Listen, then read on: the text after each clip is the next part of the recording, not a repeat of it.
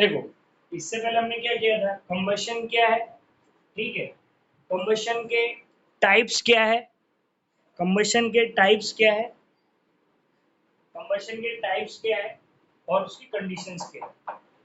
अब कंबशन जब भी होता है हमको क्या मिलती है, एनर्जी, ठीक है। वो एनर्जी किसी भी फॉर्म में हो सकती है, लाइट, हीट, साउंड, ठीक है। तो देखो इसके अंदर होता क्या है बेसिकली,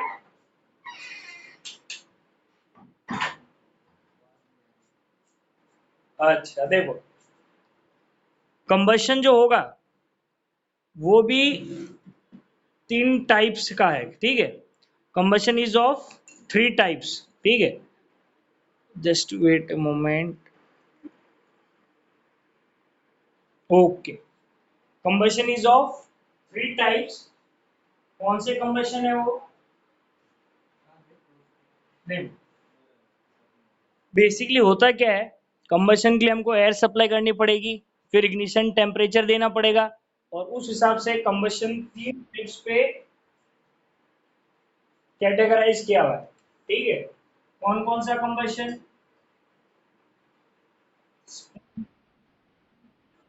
ठीक है, फिर रैपिड कंबशन, यस, हाँ,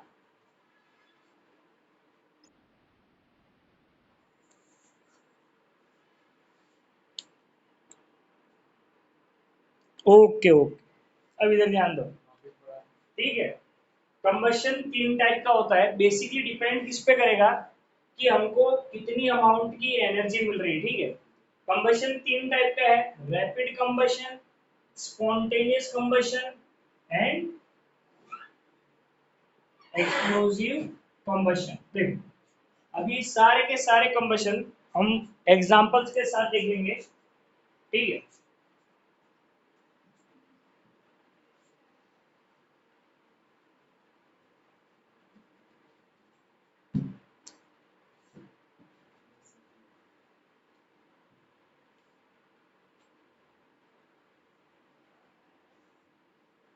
कंबशन में सबसे पहली कैटेगरी आती है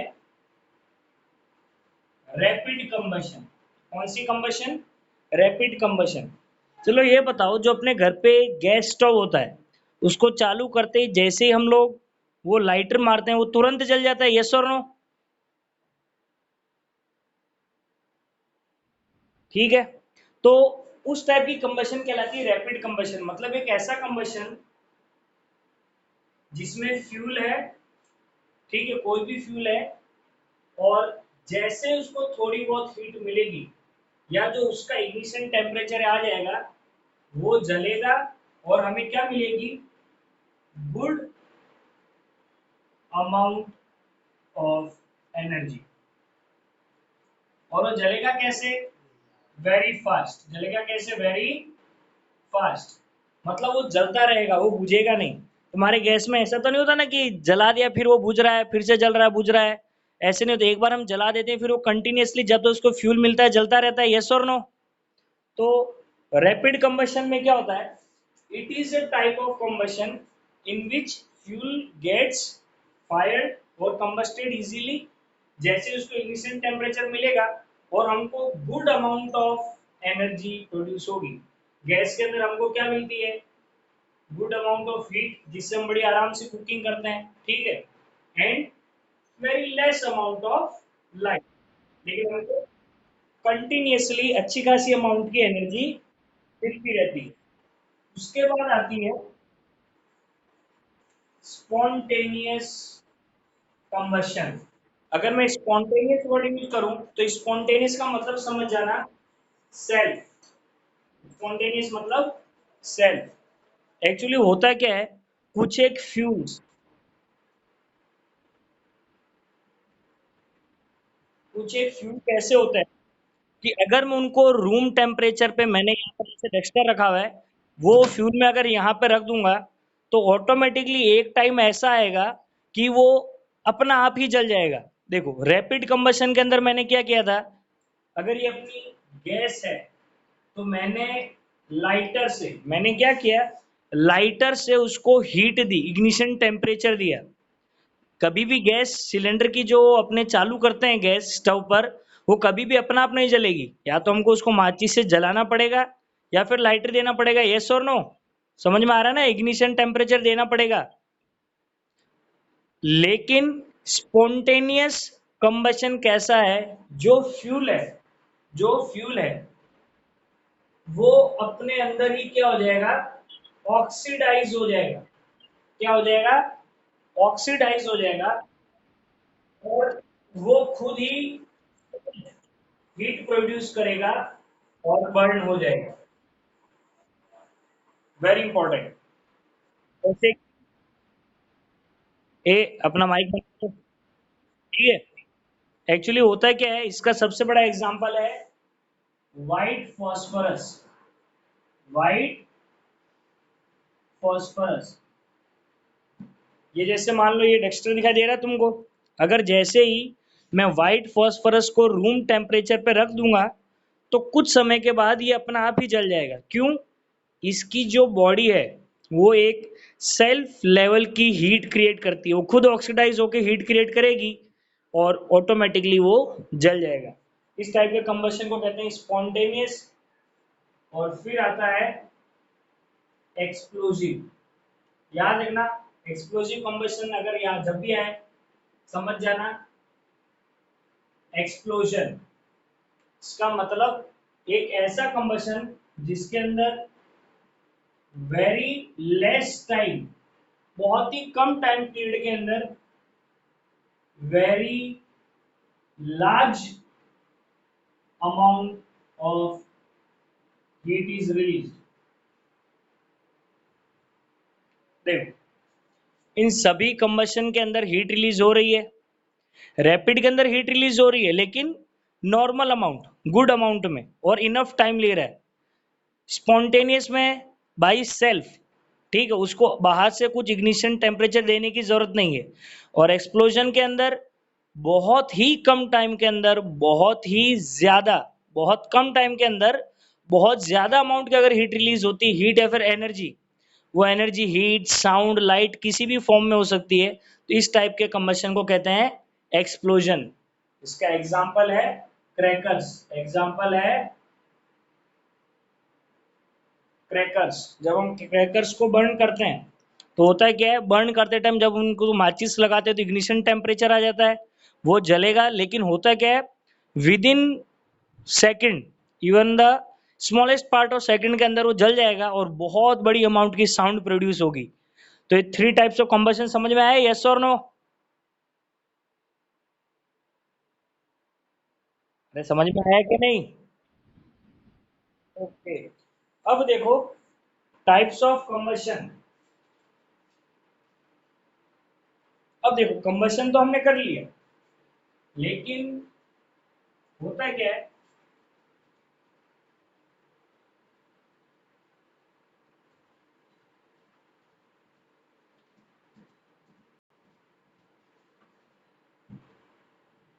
ये वर्ड तो तुमने पढ़ा ही होगा, fuel. What is a fuel? Fuel is a substance which we burn to get energy. ठीक है, फ्यूल इज अ सब्सटेंस, ठीक है, देखो, fuel is a substance which we burn to produce energy. ठीक है, एग्जाम्पल क्या है? पेट्रोल। हम लोग पेट्रोल जलाते हैं जिससे एनर्जी प्रोड्यूस होती है और अपनी गाड़ी चलती है। एग्जाम्पल है एलपीजी, लिक्विफाइड पेट्रोलियम गैस। हम खाना एलपीजी से, एलपीजी जलाते हैं, ठीक है, और जो एनर्जी प्रोड्यूस होती है उससे हम फूड कुक करते हैं। उसके बाद वुड, ठीक है, वुड हम जलाते हैं जिससे आग लगाते हैं, खाना भी पकाते हैं बहुत सारे गांव वाले लोग, नहीं तो नॉर्मल पैदा करने के लिए। तो what is a fuel? Fuel is a substance. What is a fuel? It is a substance which we burn to get energy. Fuel एक सब्सटेंस है जिसको हम जलाते हैं एनर्जी प्रोड्यूस करने के लिए। देखो अब होता है क्या है, सिंपल सी बात है। चलो मेरे को ये बताओ, लकड़ी के जलने पर एनर्जी प्रोड्यूस होती है, यस और नो? अरे लकड़ी जलाओगे तो एनर्जी प्रोड्यूस होगी।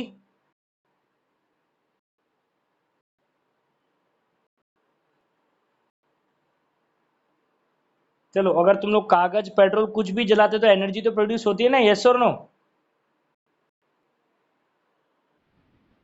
ठीक। क्या ऐसा हो सकता है? काम करने के लिए तो एनर्जी चाहिए, जैसे पेट्रोल जलता है तो वो भी एनर्जी देता है, वुड जलती तो वो भी एनर्जी देती है। तो मैं पेट्रोल की जगह टंकी में लकड़ी डाल के चलाऊं तो क्या प्रॉब्लम है?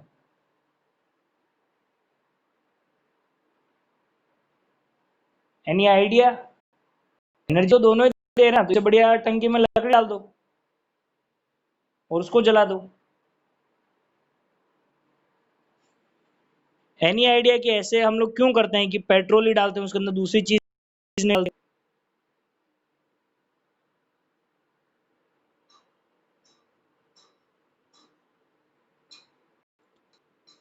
पल गांधी, एनी आइडिया कि उसके अंदर तो पेट्रोल क्यों डालने की जरूरत है, कागज डाल दो जला दो भाई, तो तब भी चल जाएगी।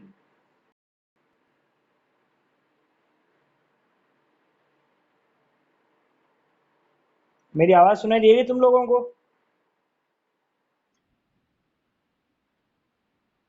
चलो चलो कोई बात नहीं, ठीक ठीक, इधर ध्यान दो। देखो होता क्या है, चाहे पेट्रोल, चाहे एलपीजी, चाहे ये सब की सब जब बर्न होगी तो एनर्जी प्रोड्यूस करेगी।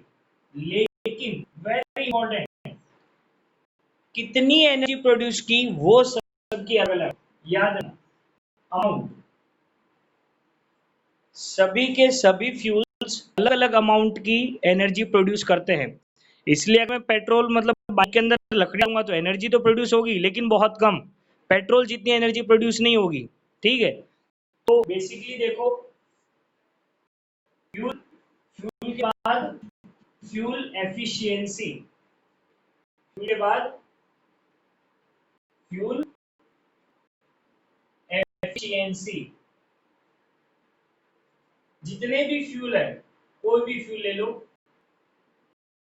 पेट्रोल, वुड, यहाँ पे ले लो एलपीजी, ये सब की सब, अगर मैं 1 किलो पेट्रोल, 1 किलो लकड़ी या 1 किलो एलपीजी गैस जलाऊं तो मेरे को सबके अंदर अलग अलग अमाउंट की एनर्जी मिलेगी।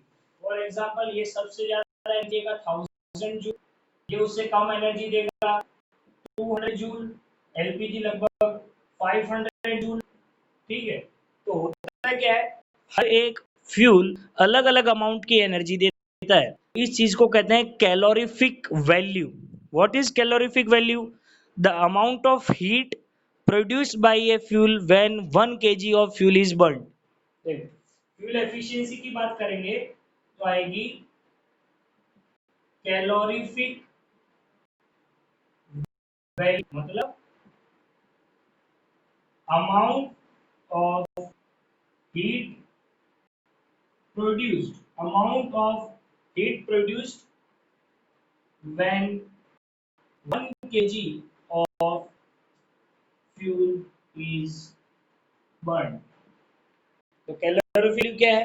कैलोरीफिक वैल्यू वो एनर्जी है जो कि 1 किलो फ्यूल बर्न करने पर प्रोड्यूस होती है। और एक बात याद रखना, हर एक फ्यूल की डिफरेंट डिफरेंट कैलोरीफिक वैल्यू होती है।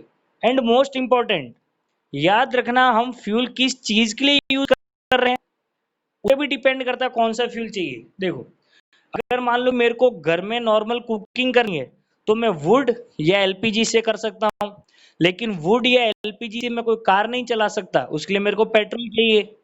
पेट्रोल, वुड, एलपीजी तीनों के तीनों एनर्जी देते हैं, लेकिन उससे मैं रॉकेट चला सकता है। क्यों? रॉकेट का जो फ्यूल है जिसको हम कहते हैं लिक्विड हाइड्रोजन, इसकी कैलोरीफिक वैल्यू बहुत ज्यादा है, इसलिए इसको उस चीज के लिए यूज किया जाता है। तो देखो बेसिक होता है क्या है, कोई एक चीज को मैं परफेक्ट फ्यूल कभी नहीं कह सकता। क्यों? फ्यूल डिपेंड करता है कि उसको मैं किस पर यूज करता हूँ। फ्यूल किस चीज पर डिपेंड करता है? किस पर्पज के लिए आप उसको यूज कर रहे हो। अगर कोई ऐसी चीज कर रहे हो जिसमें कम एनर्जी की जरूरत है तो वुड एंड एलपीजी से चल जाएगा। कोई ऐसी चीज कर रहे हो जिसमें आपको बहुत ही ज्यादा एनर्जी चाहिए जल्दी जल्दी, तो आप पेट्रोल यूज कर सकते हो। समझ में आया? यस और नो?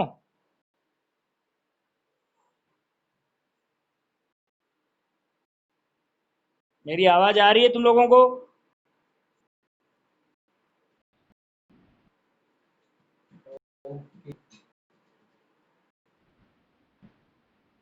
बेटा वॉइस ब्रेक का मेरे पास कोई इलाज नहीं है। अब देखो, बहुत इंपॉर्टेंट चीज, फ्लेम। चलो मेरे को एक बात बताओ, जैसे ही तुम लोग लाइटर जलाते हो, लाइटर जलाते ही क्या चीज आती है? देखा है वो आग लगती है, यस और नो? ऐसे आग लगती है। या फिर जब भी तुम अनार जलाते हो, अनार, दिवाली वाला अनार, देखा उसमें से ऐसे आग निकलती है, तो इसको कहते हैं फ्लेम। इसको क्या कहते हैं? फ्लेम। नहीं तो गैस स्टोव देखा है? गैस, अब जैसे ही गैस चालू करते हैं और लाइटर लगाते हैं तुरंत आग निकलती है, उसको कहते हैं फ्लेम। याद रखना, फ्लेम हर एक फ्यूल प्रोड्यूस नहीं करता है। All the fuels does not produce flame. याद रखना, कौन से फ्यूल्स फ्लेम प्रोड्यूस करते हैं? गैसियस। जो गैसियस होगा सिर्फ और सिर्फ वही फ्यूल फ्लेम प्रोड्यूस करेगा। अब रही बात कि सर अगर मैं पेट्रोल कागज पर रखूं और वो जलाऊं तो वो भी तो फ्लेम तो प्रोड्यूस करता है, यस। लेकिन पेट्रोल, डीजल, ये सब क्यों फ्लेम प्रोड्यूस करते हैं? भले ये लिक्विड है लेकिन जलने से पहले किस में कन्वर्ट हो जाते हैं? गैस, वेपर के अंदर। अगर कोई भी फ्यूल फ्लेम प्रोड्यूस करता है तो उसको पहले कौन से फॉर्म में आना पड़ेगा? गैसियस फॉर्म में। और जो फ्यूल गैसियस फॉर्म में नहीं आ सकता वो फ्लेम प्रोड्यूस करेगा। एग्जाम्पल है कोल, कोयला। अगर मैं कोयला को जलाता हूं तो वो सिर्फ लाल लाल कलर की तरह चमकेगा, उसके अंदर से आग की लपट नहीं निकलेगी। इसलिए वो जो कहते हैं वो भुट्टा गर्म करते हैं ना, मकई, उसमें खीरा क्यों यूज करते हैं? क्योंकि वो कभी आग नहीं निकालता, सिर्फ वो सिर्फ गर्मी निकालेगा, चमकेगा। तो फ्लेम मीन्स लपट। और याद रखना, फ्लेम सिर्फ और सिर्फ वो ही फ्यूल्स देंगे जो गैसियस फॉर्म में कन्वर्ट हो सकते हैं। जो गैसियस फॉर्म में कन्वर्ट नहीं होगा उसकी फ्लेम प्रोड्यूस होगी नहीं। दूसरी चीज आती है very important, types of flame. क्या आता है? Types of flame.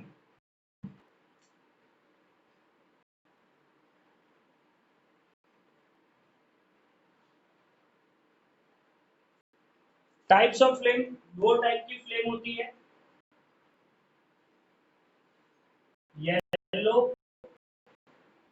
देखो होगा आगे की बार दो कलर आते हैं, कभी येलो भी होती है और कभी ब्लू भी होती है। जो अपने खाना बनाते हैं गैस वाली वो ब्लू कलर की है, जो हम लकड़ियों को आग लगाते हैं वो येलो कलर की है। अब क्यों? सुनो, होता है क्या है, ये क्यों होती है?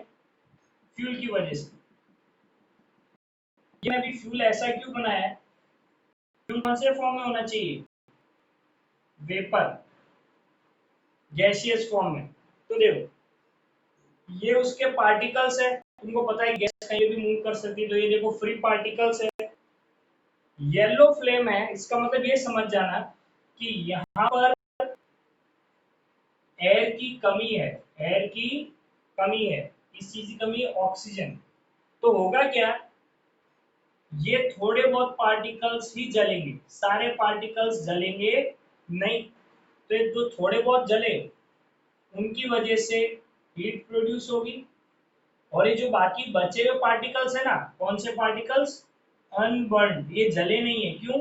ऑक्सीजन नहीं मिली। तो याद रखना, कभी भी कोई अनबर्न चीज हीट के अंदर आती है तो क्या करती है? शाइन करेगी, शाइन करेगी और लाइट एमिट करेगी, ठीक है। इस वजह से येलो फ्लेम इतनी ज्यादा चमकती है। याद रखना, येलो फ्लेम कैसी होती है, luminous, मतलब वो बहुत ज्यादा अमाउंट में लाइट प्रोड्यूस करती है। फिर आते हैं ब्लू फ्लेम। याद रखना, ब्लू फ्लेम के अंदर ऑक्सीजन या एयर, इसका मतलब ये सारे के सारे पार्टिकल्स जल जाएंगे, ठीक है, सारे के सारे पार्टिकल्स जल जाएंगे, इसका कलर होगा ब्लू। और क्योंकि सारे जल गए तो यहाँ ज्यादा हीट प्रोड्यूस होगी, जितनी ज्यादा चीज जलेगी उतना ज्यादा हीट प्रोड्यूस होगा, तो यहाँ पर मोर हीट। तो याद रखना, येलो फ्लेम में लाइट ज्यादा होगी और ब्लू फ्लेम में हीट ज्यादा होगी, इसका टेम्परेचर ज्यादा होगा, हाई टेम्परेचर, और इसका टेम्परेचर कम होगा लेकिन इसके अंदर लाइट ज्यादा होगी। समझ में आया, यस और नो?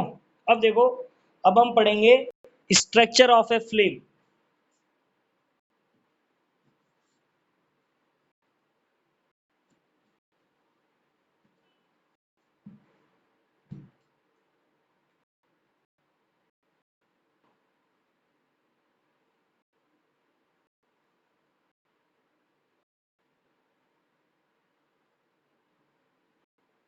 ये जो सबसे, देखो ये तुमको दिखाई दे रहा है, यहाँ आजू बाजू में बहुत सारी ऑक्सीजन है यहाँ।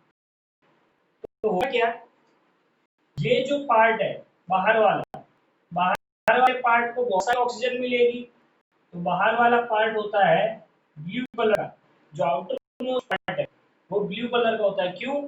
ऑक्सीजन बहुत है, बहुत जलेगा। और याद रखना, बाहर वाले का टेम्परेचर होगा हाईएस्ट।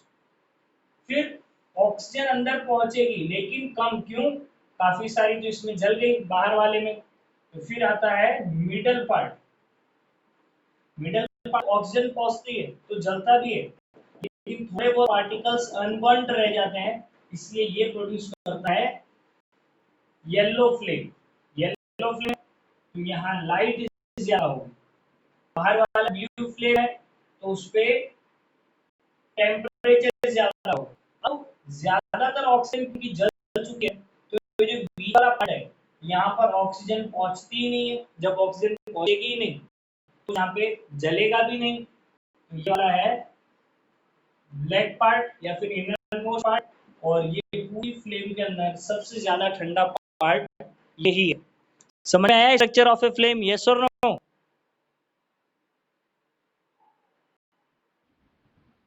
अब क्या है, अब देखो, जब फ्यूल्स बर्न होते हैं तो याद रखना, फ्यूल्स तो हमें बर्न करने ही पड़ेगी, क्यों? हमें एनर्जी चाहिए।